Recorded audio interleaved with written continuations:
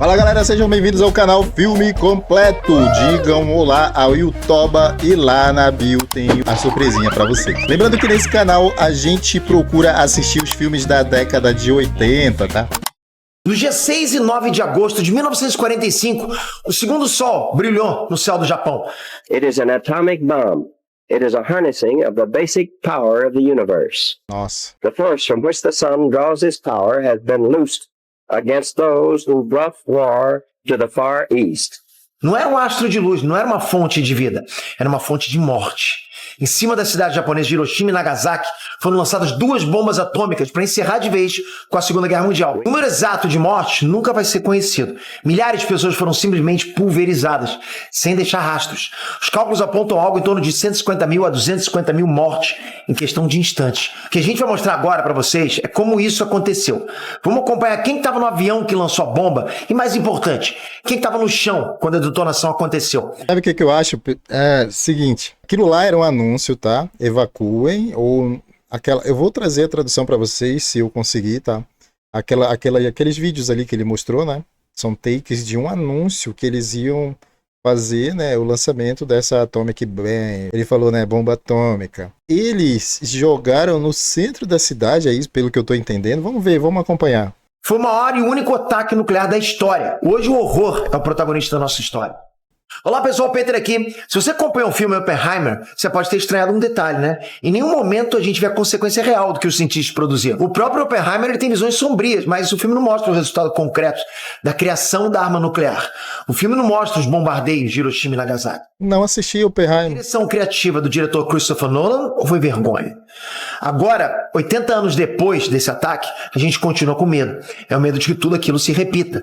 E é muito importante, galera, que cada um de nós... Quem acha que é impossível, velho, isso se repetir, comentem aqui. Do jeito que nós estamos aí com Estados Unidos, Rússia, China e agora bem mais recente, Venezuela, com a prisão, né? Não vou dizer sequestro porque pode levantar polêmica, com a prisão do Nicolás Maduro. Cara, recente agora parece que teve outro navio petroleiro, caraca, me arrisquei a falar essa palavra, que foi apreendido, tá? Que foi detido navegando em águas, não vou dizer águas proibidas, águas com a proteção dos Estados Unidos no momento. E eles estão apreendendo, sabe? Os navios aí. Eu não acredito que seja impossível uma próxima bomba dessa.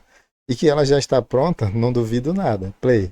Cidadãos desse mundo inteiro, que a gente compreenda como foi o inferno que foi. E é muito importante que a gente entenda para que aquilo nunca mais aconteça outra vez.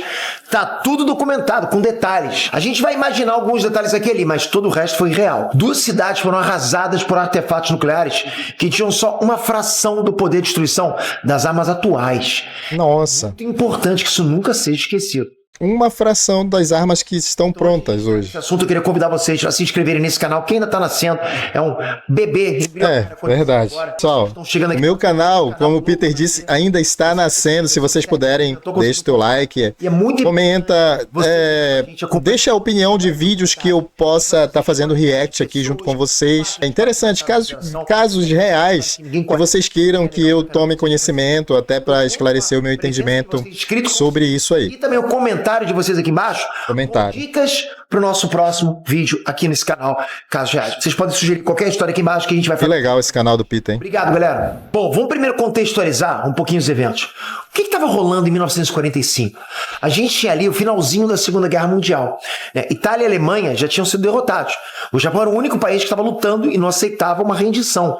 Fazia parte da cultura japonesa. Era parte deles, já na cultura. Estava enraizado no japonês. Ao mesmo tempo, a gente tinha o fato do Japão em si estar intacto. Nenhum soldado inimigo tinha pisado em território japonês ainda. O Japão tinha perdido terreno em lugares que ele já tinha invadido. Mas a pátria-mãe, né, por assim dizer, estava livre de inimigos. Os Estados Unidos...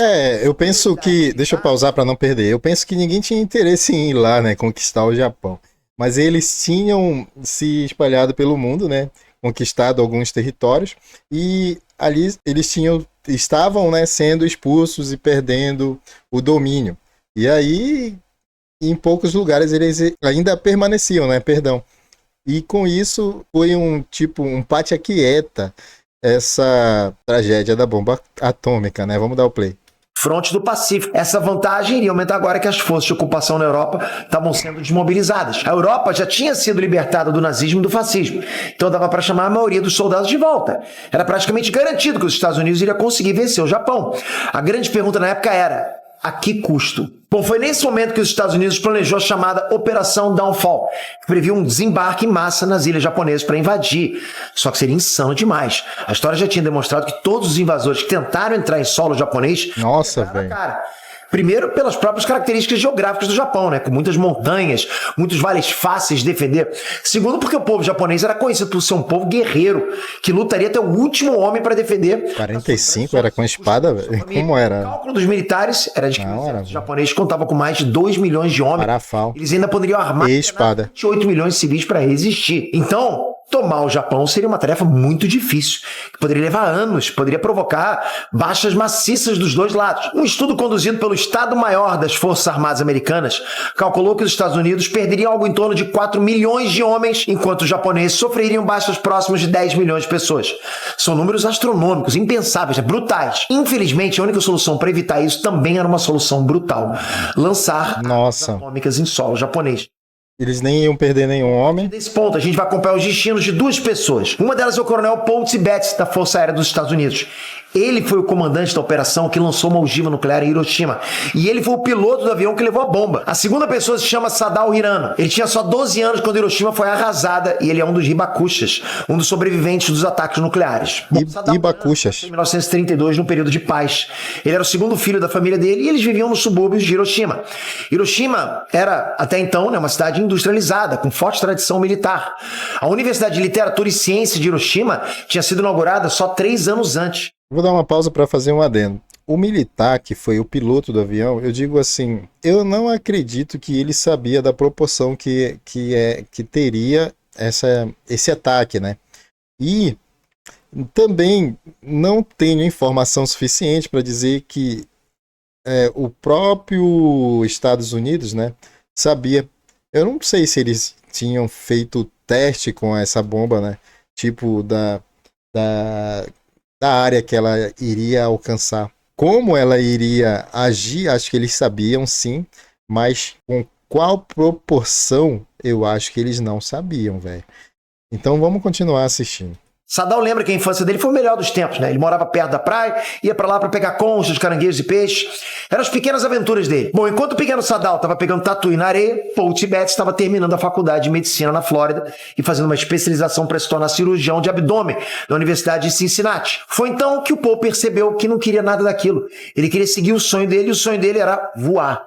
Nossa, velho. Largou a medicina. Em 1938, o caminho mais rápido e barato para um jovem conseguir voar era se alistando na Força Aérea, pelo período mínimo de 3 anos. Vai acompanhando. Quando o período terminou, era 1941. O Japão tinha bombardeado a base naval americana de Pearl Harbor. Tem esse filme pra gente assistir, tá? Os Estados Unidos entrou oficialmente na Segunda Guerra Mundial. A state of war. Nossa. Between the United States. Caraca, velho. Empire. Paul Tibbets já tinha se tornado capitão e foi convidado a permanecer na Força Aérea por tempo indeterminado. Bom, enquanto o Paul... Ele foi convidado, ele foi obrigado, velho. Recente agora assisti um vídeo do Peter Jordan, onde o filho dele se alistou, né?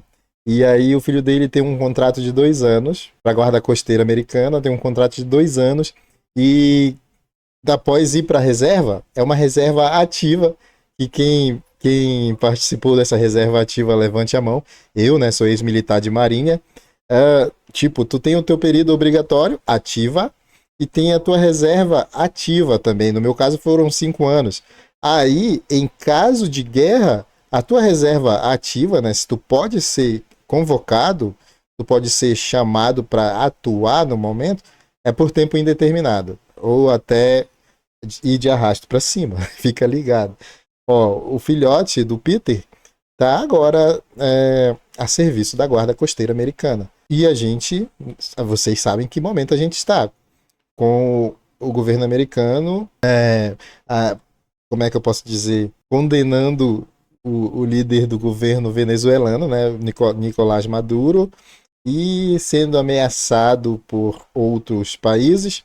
E, cara, pensem no que pode acontecer. Se estourar alguma guerra agora, Essas pessoas aí que estão na reserva ativa ou que estão na ativa são convidados, como o Peter disse, ou eles são obrigados? Eu vou dar play pra gente continuar. Estava lá fazendo os primeiros voos dele de combate no norte da África, na França ocupada pelos nazistas. Sadal Hirano viu a infância dele terminando. A brincadeira de pegar peixes e caranguejos na praia se transformou numa forma de colocar comida na mesa da família. Todos estavam ajudando, todos. O Japão estava afundando até o pescoço, numa guerra que se espalhava por quase todo o Oceano Pacífico. Os anos se passaram, Tibete foi chamado de volta para os Estados Unidos para se especializar na pilotagem dos bombardeiros B-29. Sadal via o dia a dia se tornar cada vez mais difícil para ele e para a família dele, mas tinha esperança. O Japão era forte, o Japão iria vencer aquela guerra. O Império se tornaria glorioso. No final de 1943, Paul Tibete recebeu o chamado do destino. Ele lembra de ter sido convocado por um general de alto escalão para o escritório dele, né? Assim que ele entrou, o general certificou de que a porta estava trancada. O general sentou na mesa dele, olhou para os lados, meio que para ter certeza, né, de que só estavam eles dois ali na sala, né? Foi então que o general falou com toda a calma do mundo que o Paul Tibete poderia ser considerado um dos guardiões da bomba atômica agora. Naquele momento, naquele lugar, o Paul Tibete não fazia a menor ideia do que o oficial superior dele estava falando, né? Tipo, como assim? Ele não entendeu o momento histórico, o que estava acontecendo ali. Ele lembra até hoje que ele sabia o que era um átomo, mas ele não tinha qualquer noção do que seria uma bomba atômica. Naquele instante, ele só conseguiu pensar numa coisa: encerrar a reunião e filar um rango na cantina. Ele queria acabar com aquilo logo, estava achando chato. E é importante lembrar que naquele dia, naquela reunião, a bomba atômica ainda não existia. O famoso teste do Oppenheimer não tinha sido realizado. Os cientistas estavam pesquisando, mas ainda faltavam quase 2 anos para a arma estar pronta. E quase 2 anos... Teve um teste, então. As Forças Armadas já tinham escolhido aquele que iria assumir esse compromisso. Ele já era capitão, já era oficial, sei lá, formado. Mas foi a mesma. Ele foi obrigado a mentir para todos os amigos dele, para todos os familiares a respeito do que ele sabia. Ele lembra que a pergunta que ele mais ouvia daqueles dias lá era uma pergunta completamente normal. E aí, o que você anda fazendo? Era um cumprimento natural, né? Tipo, quase como as pessoas falassem isso naturalmente para ele. E ele tinha que inventar alguma história. E depois ele tinha que lembrar da história que ele tinha inventado. Nossa, velho. Porque por quanto tempo ele guardou a história, né? Então o que ele falava com uma pessoa, ele tinha que ficar repetindo para as outras, né? Porque vai que alguém bate essa história. Bom, pro Paul foi quase um ano inteiro de expectativa, sem saber do que se tratava direito, sem saber o impacto do que ele ainda iria fazer. Foi em dezembro de 1944 que ele e outros aviadores foram finalmente mobilizados para o chamado Esquadrão 509.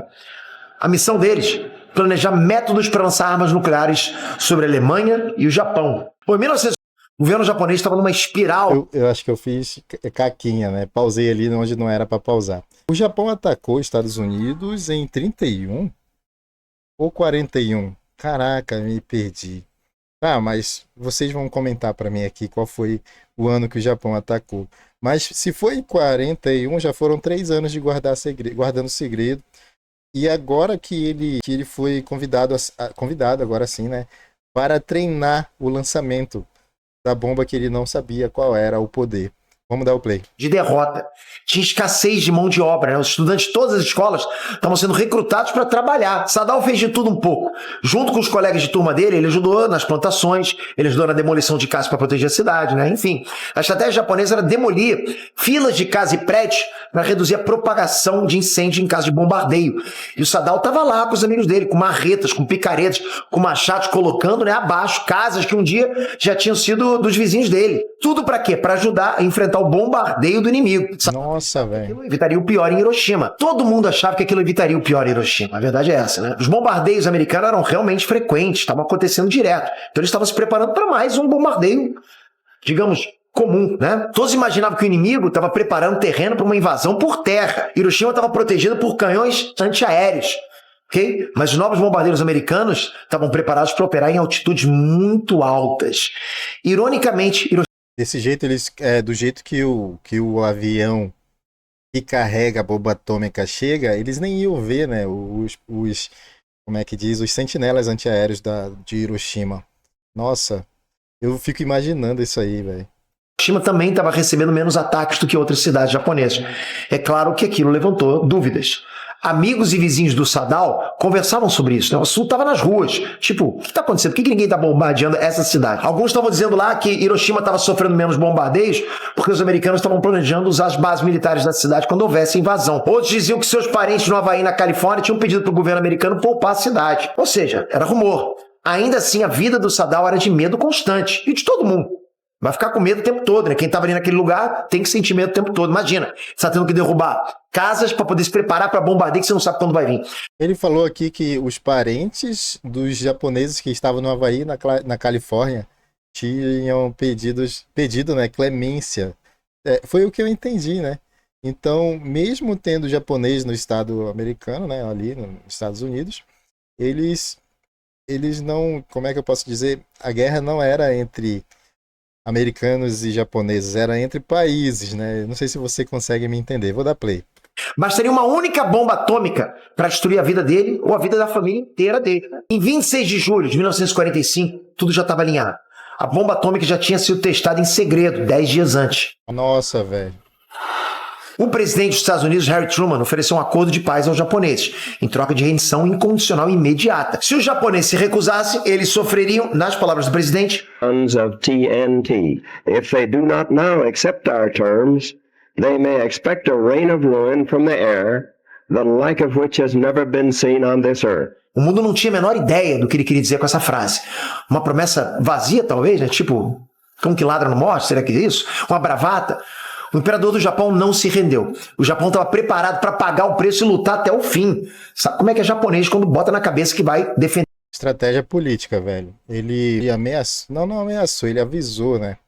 Mas ele, na minha opinião, sabia que o Japão não ia se render. Até porque não tinha dado sinal durante esse tempo. Cara, se foi 31, foram tipo 15 anos.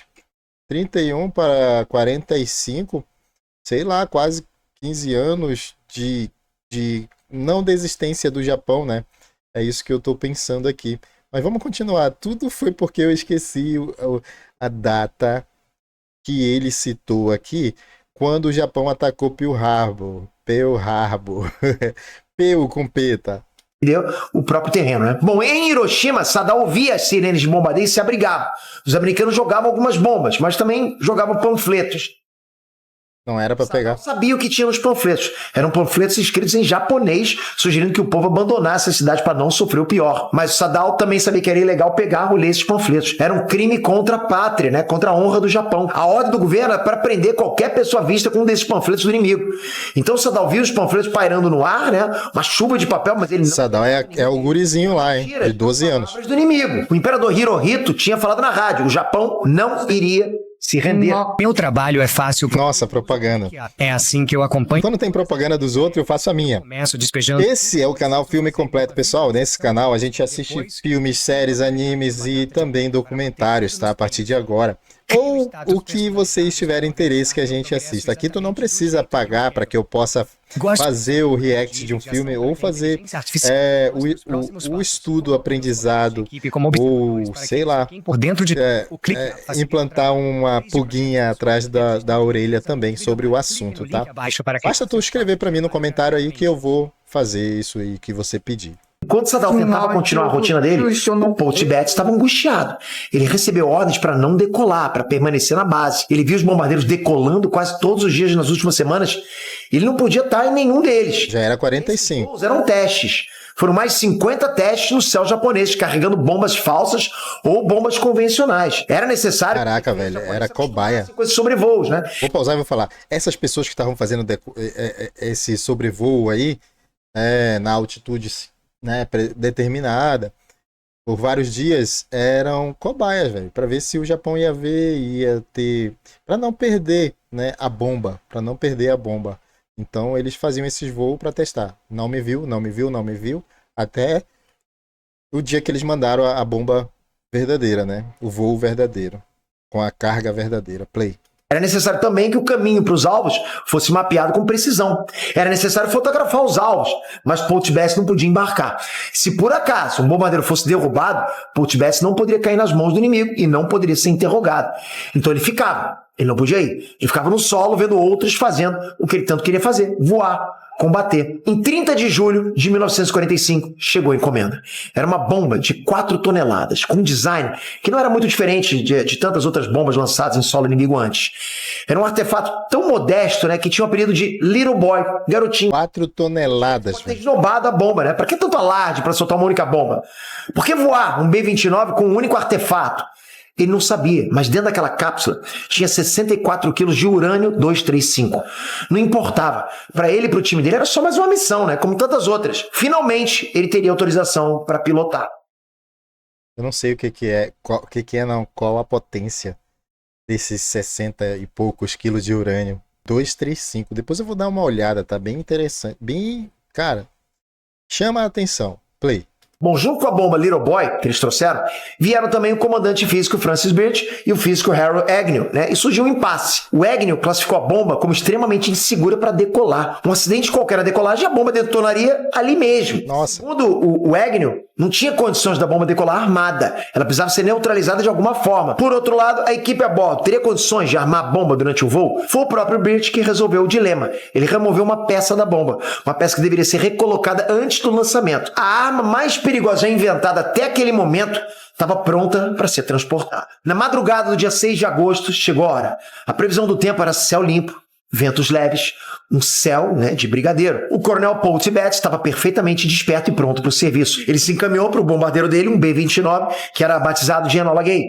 Era o mesmo nome da mãe do Paul Tibbets, a senhora Enola Gay Tibbets. Então era um pedaço do amor de mãe numa terra distante. Talvez Paul tenha dado até um sorriso ao se aproximar do avião. Talvez ele tenha se lembrado da torta da maçã que a mãe dele fazia, né? Do abraço carinhoso da infância, do susto que a mãe levou quando o filho largou a medicina para se alistar na Força Aérea. Bom, agora a senhora Enola Gay estava ali, com ele, em espírito. Faltando 15 minutos para as 3 da manhã, o Enola Gay decolou da base naval de Tinian, nas Ilhas Marianas, no meio do oceano. Lado a lado com ele, decolaram mais 2 bombardeiros B-29 para observação e suporte. A esquadrilha também contava com mais 4 aeronaves para reconhecimento e análise dos efeitos da explosão. Só o Enola Gay tinha carga explosiva, e essa carga explosiva era composta por uma única bomba.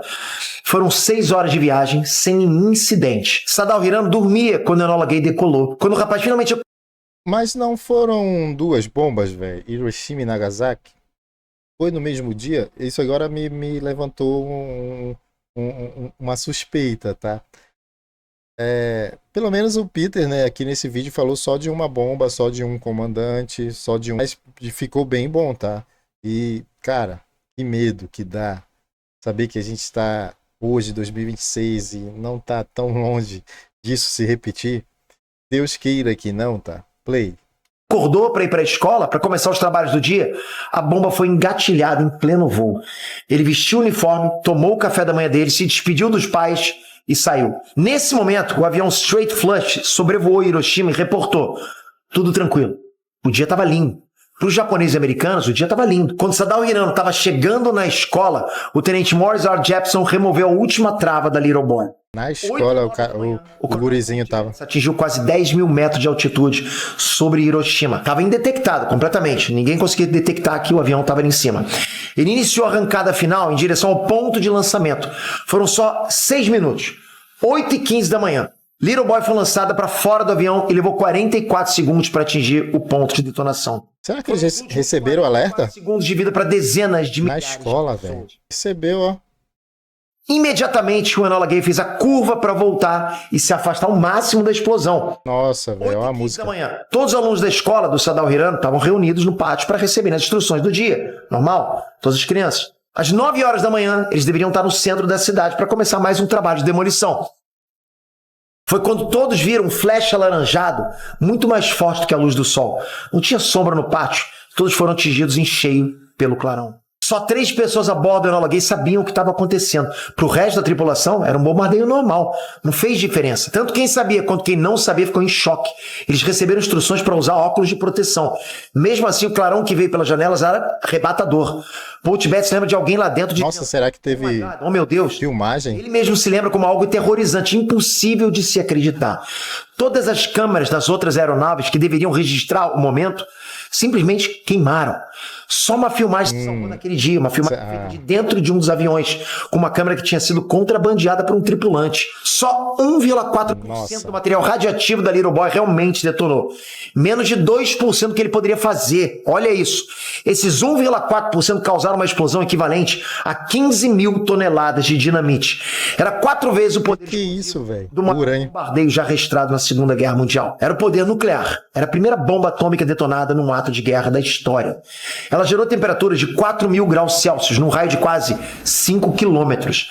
A explosão foi sentida por mais de 60 quilômetros de distância. O calor emitido queimou instantaneamente todas as crianças no pátio da escola Sadao Hirano. Mas a queimadura não foi a primeira coisa que ele sentiu. A primeira coisa que ele sentiu foi um impacto. A onda de choque espalhou todo mundo em todas as direções. Sadao desmaiou. Quando ele se levantou, a sede veio. Uma sede profunda. O ar estava seco e era muito difícil respirar. O ar estava cheio de partículas, cinzas. Então ele ouviu os gritos. Crianças chorando, crianças chamando pela mãe, crianças gritando de dor. Nossa, velho. Consegue imaginar? Volta direito, ele viu que todos estavam queimados. As roupas tinham sido rasgadas pela onda de choque. A pele estava exposta. Em muitos deles, a pele estava caindo, como tiras de roupa. A dor apareceu de forma intensa. Derreteu a pele. Também aí. Bom, a bordo do avião Enola Gay começou o longo voo de volta para Tínia. A tripulação abriu e dividiu o sanduíche de presunto que tinham trazido para a viagem. Sadao Hirano não fazia ideia do que estava por vir. Ele e mais 2 amigos resolveram fugir para uma colina próxima. O que eles viram no caminho foi um pesadelo interminável. 2/3 de todos os edifícios da cidade de Hiroshima foram reduzidos a ruínas. Era muito difícil reconhecer ruas e avenidas sem os prédios. Tudo era igual na devastação. 5 quilômetros. Pessoas gritavam presas diária ou por causa das queimaduras de corpo inteiro. Ao mesmo tempo, a cidade ardia. Todos os pequenos focos de incêndio se juntaram para formar uma única tempestade de fogo que se alastrava. Ou seja, o trabalho que eles faziam diariamente não serviu de nada, né? O trabalho das crianças. Sadao tinha 12 anos, o guri estava na escola. Multidões. Todo dia ele abria caminho para que o fogo não, tipo, uma linha de casa pegasse fogo, não tocasse na outra, então ele deixava uma rua entre as casas, é isso que eu entendi, pelo menos. De pessoas. Entre 50.000 e 100.000 pessoas morreram no dia da explosão, nas primeiras horas. Dezenas de milhares morreriam, né, nos dias, semanas ou até meses seguintes, vítimas dos ferimentos ou vítimas do envenenamento radioativo. O coronel Paul Tibbets posou o Enola Gay de volta na base dele e ficou espantado. Centenas de pessoas estavam esperando na pista, comemorando.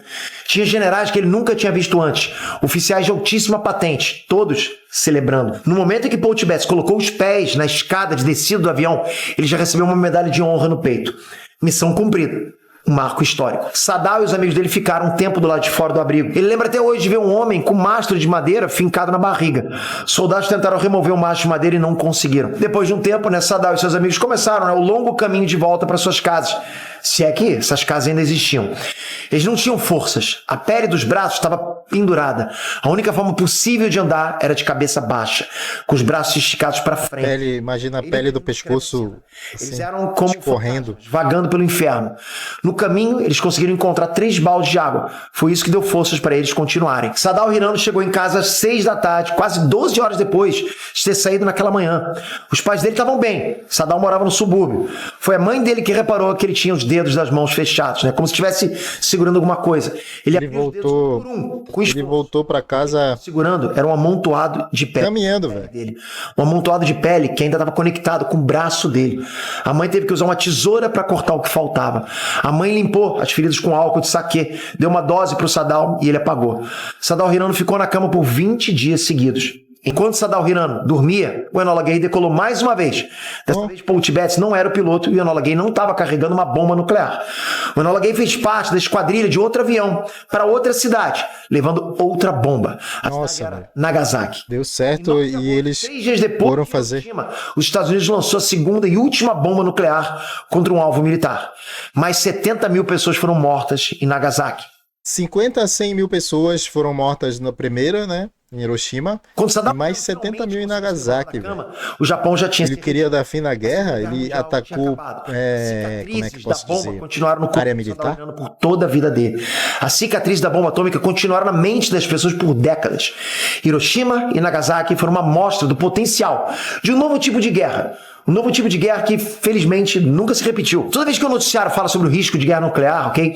É desse tipo de horror que a gente está falando. Só que muito pior, 1000 vezes pior. As armas evoluíram, né?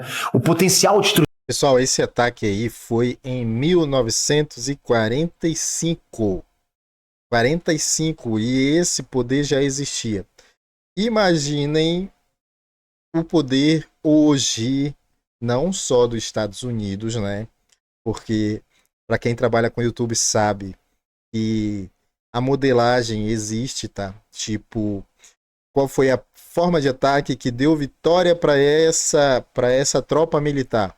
A outra tropa militar estuda, né, o ponto fraco, o ponto forte, a estratégia e o tipo de armamento. Com certeza, assim como a gente faz com os vídeos do YouTube, com o nicho, com o título, com a thumb, essas pessoas devem ter evoluído muito nessa capacidade de ataque, no poder de ataque, eu quero dizer. Play. Aumentou exponencialmente. Um novo ataque nuclear, onde quer que seja, dificilmente vai deixar sobrevivente, né? Não tem como. Cada história é uma história diferente. Imagina, se em 45 matou cerca de 200 mil pessoas nas primeiras horas, tá? Nas primeiras horas. Imaginem hoje, caso aconteça. Um detalhe que eu queria lembrar para vocês é que já ia falar o sequestro do Maduro, não. A prisão do Nicolás Maduro, que ocorreu durante a madrugada, salvo engano, dia 3 de janeiro, ela demorou minutos, tá? Foram poucos homens. Já ouvi boatos que os homens não tinham aparências de homem, tá? Eram grandes, cerca de mais de 2 metros, tinham força de 5 ou 6 homens velozes, não falavam, porém sabiam exatamente o que fazer, tipo, se comunicavam com telepatia, tá? E tipo, entraram e saíram sem ferimento algum, deixaram vários mortos, tá? E cara, isso é só como é que eu posso dizer, um grão de areia do poder de guerra, tá? De hoje, que eu falo, do poder de guerra de hoje. Play. E essa foi uma história que jamais deve se repetir, pro bem de todos nós. Eu concordo, é uma história que, cara, ninguém quer que se repita. Sem mais, vou deixar todos os links no primeiro comentário fixado. Valeu, Peter, obrigado. Muito bom vídeo, parabéns. Tchau.